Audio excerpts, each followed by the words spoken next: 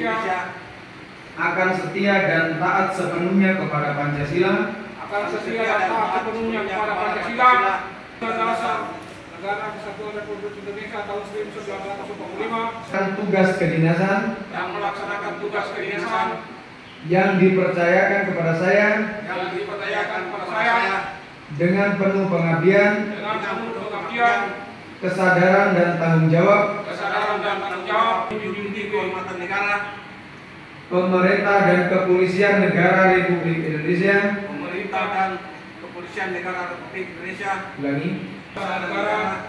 daripada kepentingan saya sendiri